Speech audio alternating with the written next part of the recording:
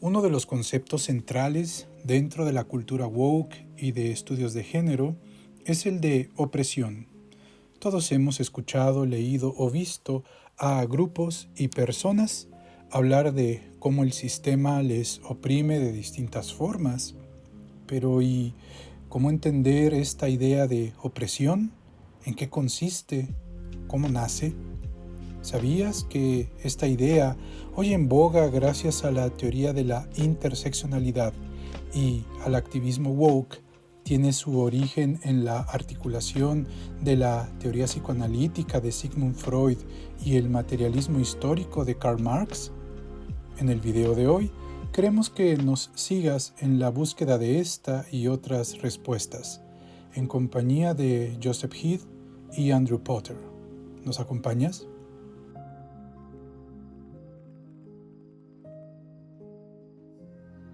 La llegada del psicoanálisis tuvo un fuerte impacto en Occidente. Conceptos como psicoanálisis, rechazo, negación, dependencia, yo infantil, etc., vienen directa e indirectamente de la obra de Freud, influyendo en nuestro lenguaje e identidad. Tan es así que en nuestros días la gran mayoría de las personas creen tener un inconsciente. Y antes de la publicación de La interpretación de los sueños, las personas ignoraban todo acerca del inconsciente o el consciente, y la noción de contracultura no se hubiese concretizado sin las teorías freudianas. Para poder comprender mejor esto, es necesario aclarar que la teoría contracultural ha abrevado de dos fuentes principales, el marxismo y el psicoanálisis. Hablemos de este último. Para Freud, la cultura esclaviza a los instintos básicos. El progreso de la civilización se ha dado gracias a que la humanidad pudo reprimir sus instintos, haciéndola muy infeliz. La humanidad eligió a la civilización por encima de la felicidad, y esto ha sido trágico para ella. En la década de los años 60 del siglo pasado, esta idea de la infelicidad social se reforzó por los estudios psicoanalíticos postfreudianos, pues se pensó que allí se encontraban las claves para quitar la represión de los instintos postulada por Freud. ¿Cómo? Pues rechazando a la totalidad de la cultura occidental y creando una contracultura. Se puede afirmar que la idea de contracultura viene del psicoanálisis. Una idea clave para ello es la teoría de la represión. Veamos en qué consiste. Freud dividió la mente en tres partes: el ello o inconsciente, el yo y el superyo. El ello es el lugar en el cual se ubican nuestros instintos y necesidades. En él hallamos el principio de placer. Es fantasioso, impulsivo y caótico. Un conjunto de deseos primitivos sin control, sin valores, límites y moral. Muchos de estos impulsos son altruistas y buenos, y otros más son crueles y violentos. Lo que significa que los seres humanos tenemos tendencias sádicas y podemos disfrutar de dañar a alguien. Para contener y regir al ello está el yo o ego, es decir, la conciencia o mente consciente.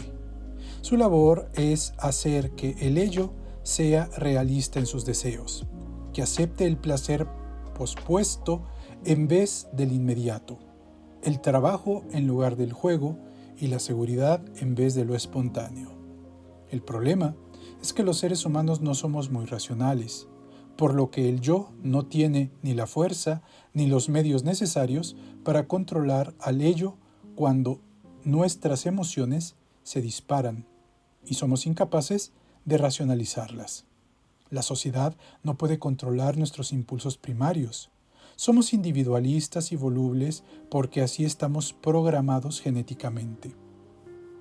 Como buenos mamíferos, los seres humanos somos una especie jerárquica que en muchos casos crea a figuras paternas y maternas relacionadas con el liderazgo. En términos psicológicos, estas figuras ayudan al yo en su intento de control del ello y operan como entes que sancionan y amenazan. Con esto surge el super-yo, encargado de censurar y regular los deseos del ello a través de la vergüenza y la culpa.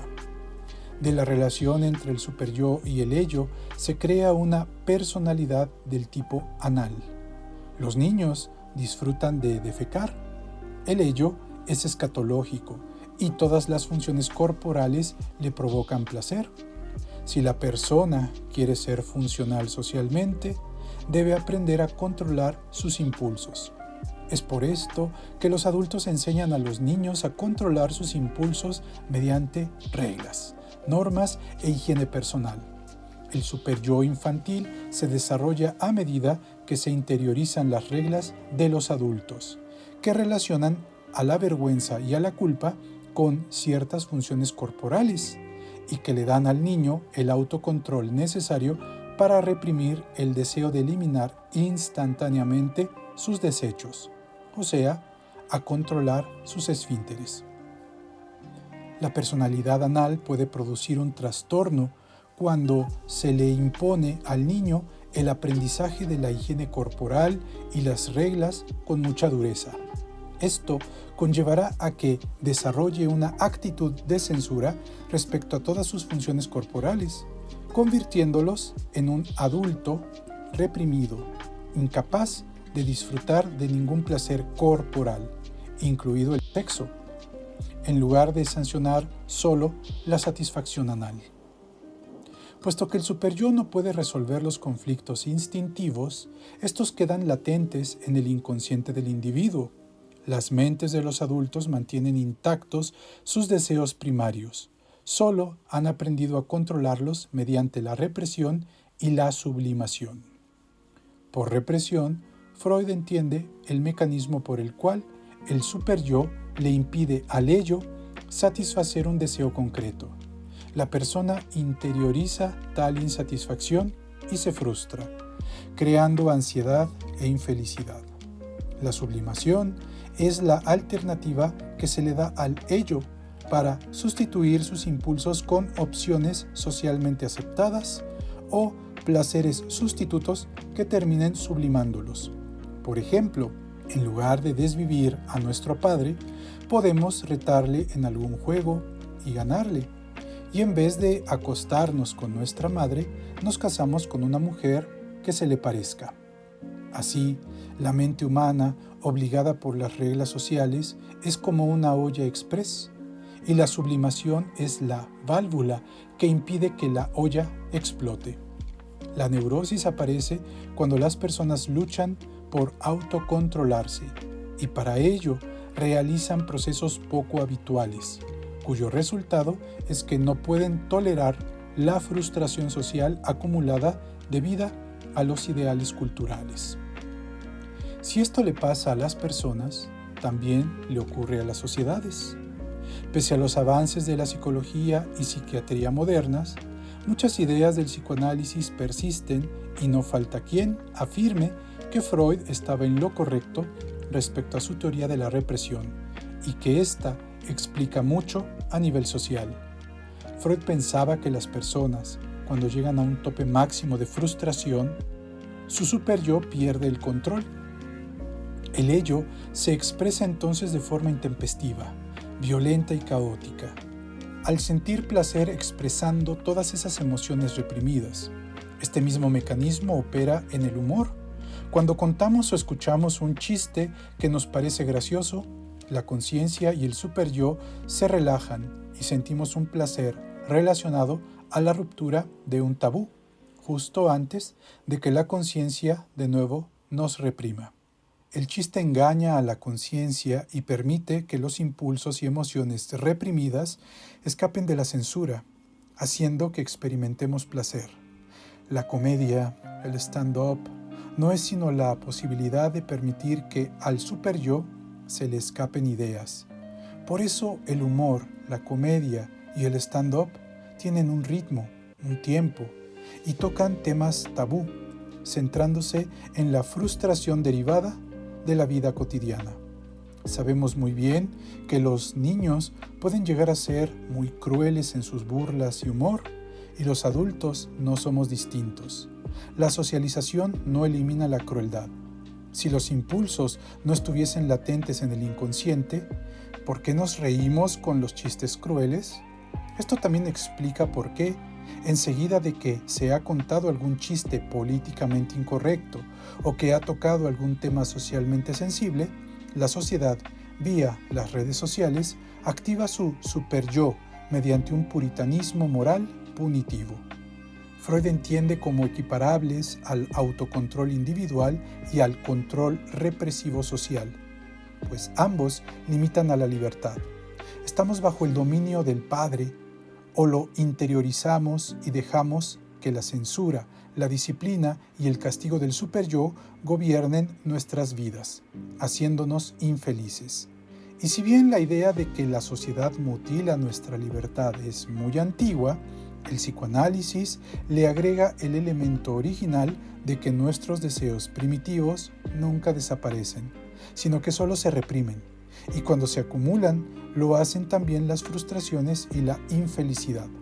Al organizarse socialmente, la humanidad perdió la libertad y felicidad a cambio de mayor seguridad.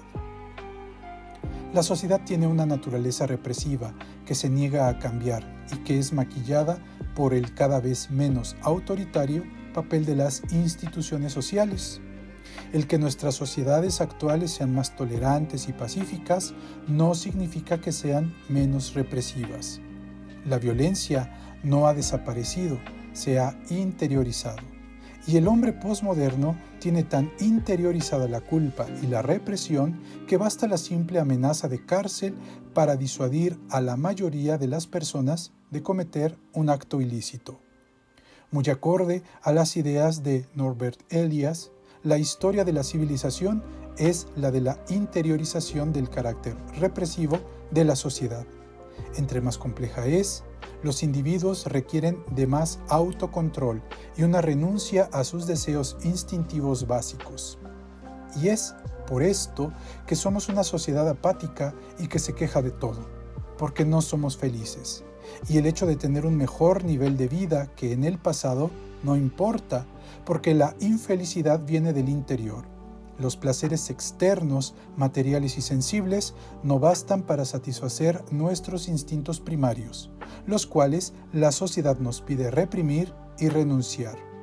O, como lo dijo Tyler Durden en la película El Club de la Pelea, estamos diseñados para ser cazadores y solo sabemos ir de compras. Ya no hay nada que matar, nada contra qué luchar, nada que superar, nada que explorar. De esta castración social surge el pelele típico de hoy en día. El proceso de la civilización no es sino el proceso de refinamiento y mayor exigencia de los modales. Por ejemplo, en la mesa o en las funciones corporales. El proceso de civilización niega la naturaleza corporal. La educación restringe la posibilidad de disfrutar y satisfacer nuestros deseos. Y lo peor es que ni siquiera estamos conscientes de todo esto, porque estamos tan socializados que ya no pensamos en la educación o la cortesía como una imposición. Las sociedades tienen varios tipos de neurosis, resultado de todas estas represiones sociales. Y el ejemplo, por excelencia, es la Alemania de los años 30 y 40 del siglo XX. En los años 60 del siglo pasado, muchos pensadores criticaron al totalitarismo desde una postura psicoanalítica, como por ejemplo Wilhelm Reich.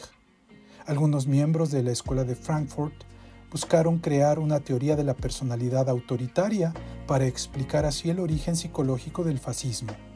Al inicio de la década de los 70, esta teoría ya era conocida, y el disco The Wall de Pink Floyd le dio su forma popular, con su metáfora del muro representando al superyo. Cabe decir que no todas las interpretaciones del fascismo lo catalogaron como una aberración. En efecto, a diferencia de lo ocurrido con la Unión Soviética, considerada como una nación atrasada, bárbara, autoritaria y de un comunismo primitivo, lo acaecido en Alemania, nación culta y refinada, se pensó como parte de la evolución natural de las sociedades modernas, y lo que hizo la Guerra Fría no fue sino reforzar tales pensamientos. hasta considerar que el fascismo no era sino la sublimación de la agresividad dada por la renuncia psicológica impuesta por la sociedad de masas. Y un pensador como Herbert Marcuse afirmará que los campos de concentración, las guerras mundiales y la bomba atómica eran pruebas fehacientes del avance científico y tecnológico, así como de una continuidad entre la Alemania de los años 30 y la sociedad estadounidense actual. Marcuse entendía que los seres humanos somos agresivos por naturaleza y que tenemos un deseo de morición y de desvivir al prójimo. La sociedad nos obliga a reprimir estos instintos y al hacerlo nos gobierna el superyo. La carrera armamentística es una forma de satisfacción sustituta y cuando falla aparecen las guerras, dictaduras y desvivisión masiva de personas. Cuando escuchamos que los hippies, los wokes y los colectivos feministas llaman a los gobiernos estados fascistas, no lo hacen de forma figurada, pues desde la perspectiva freudiana hay un sentido. Porque en el fondo está el supuesto de que las instituciones son formas de satisfacción sustituta, de las cuales la mayor es la económica. Las sociedades modernas son ricas debido a la manufactura en serie, a que se le exige al obrero someterse a la tiranía de las cadenas de montaje.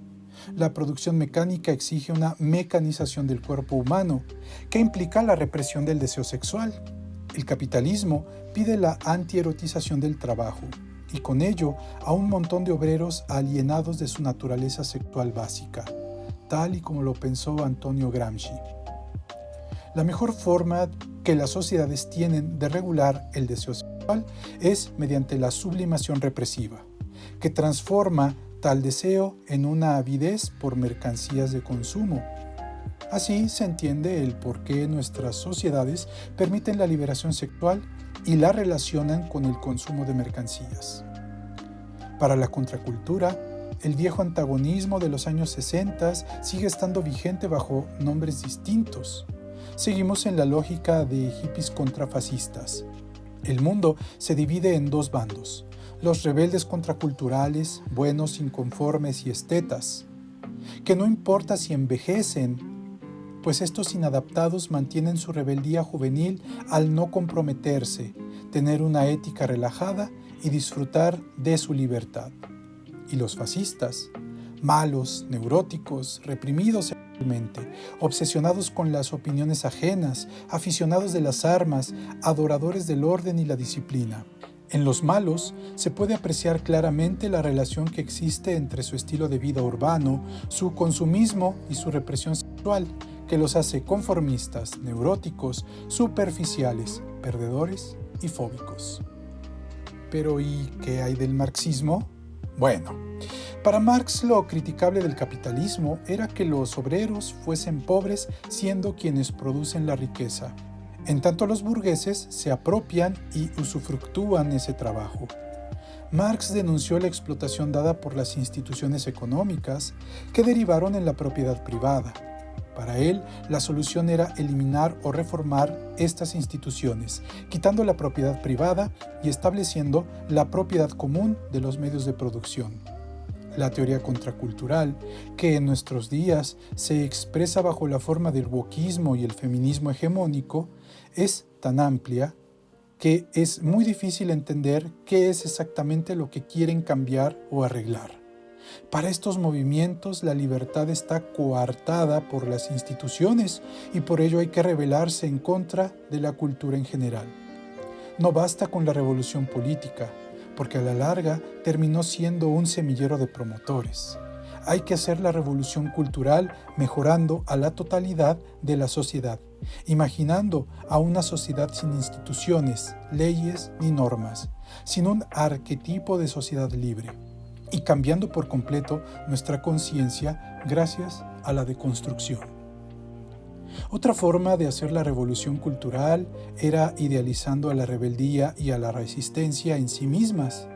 De esta forma, toda crítica a la sociedad tradicional es vista como una suerte de terapia, en la cual toda lucha social apunta a un narcisismo centrado en el crecimiento y bienestar espiritual, Por otro lado, para gente como Marcuse había que eliminar la teoría freudiana de los instintos, pues en tanto el ello se siguiese considerando como algo conformado por instintos positivos y negativos, será imposible transitar hacia una concepción positiva mientras el eros y el amor no le ganen la batalla al ello y lo controlen.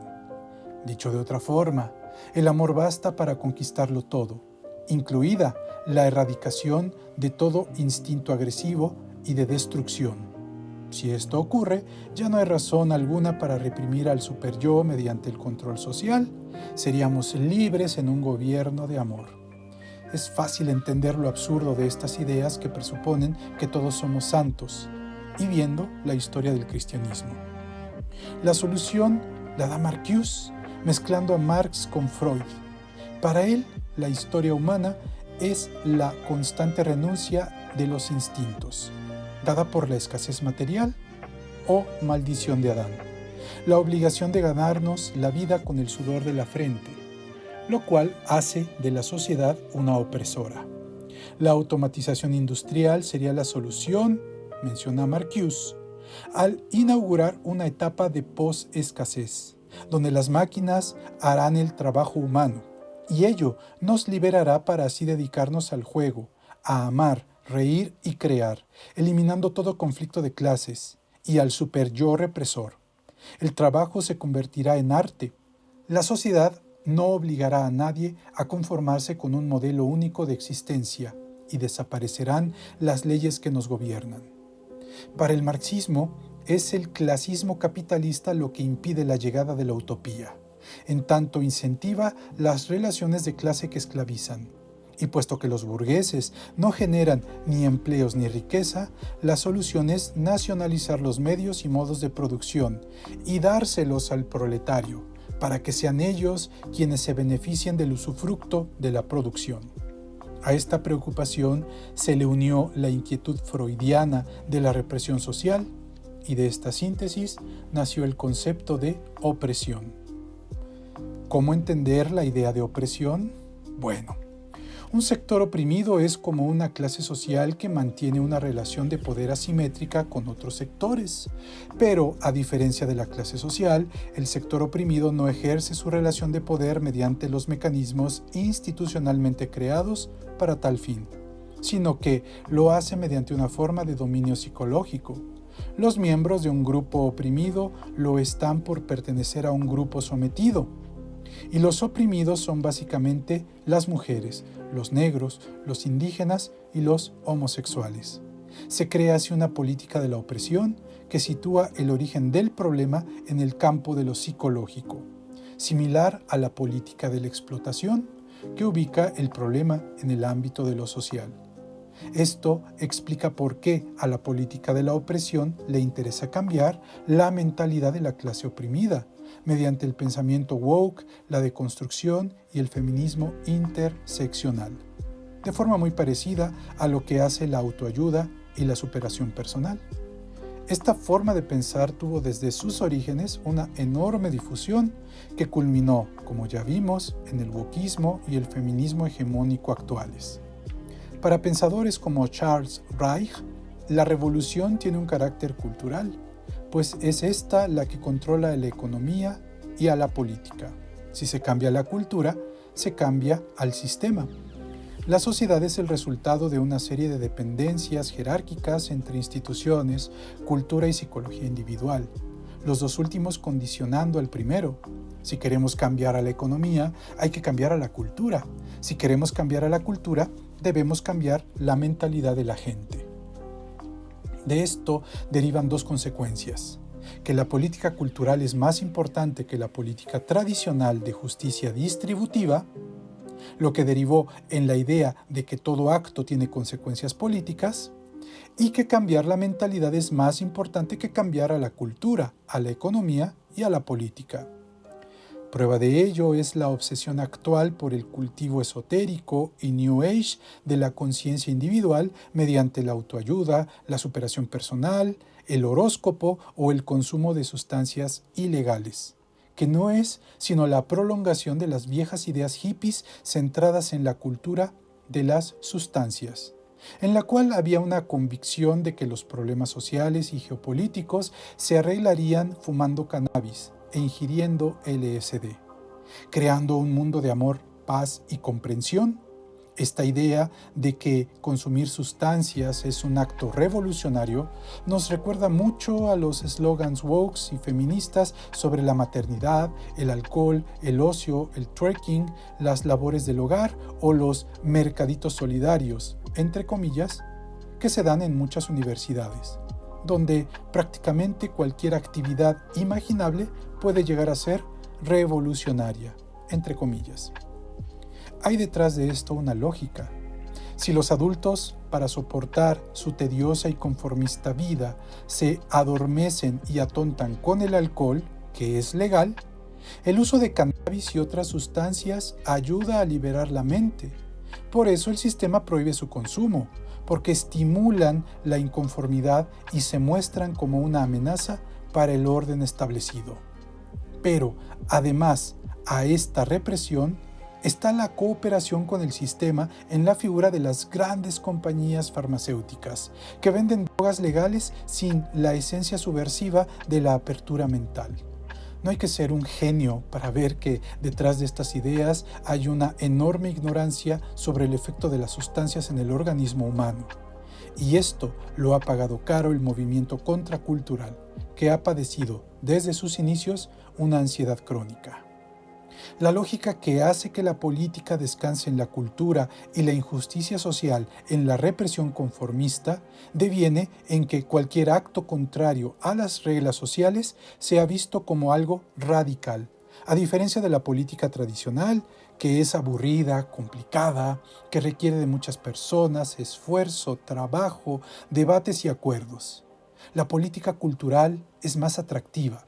Es mucho más ameno hacer teatro alternativo, tocar en un grupo musical, crear amparte, drogarse, llevar una vida sexual promiscua o hacer mercaditos solidarios que formar parte de un sindicato. Los rebeldes contraculturales y wokes se autoconvencieron de que estas y otras actividades eran más subversivas que la política de izquierda tradicional. Y la razón fundamental es que sienten que atacan el centro y origen de la opresión e injusticia a un nivel muchísimo más profundo. Claro que las sospechas ante tales ideas están más que justificadas al parecernos claro quiénes son los grupos, lobbies y personas que se benefician de esto.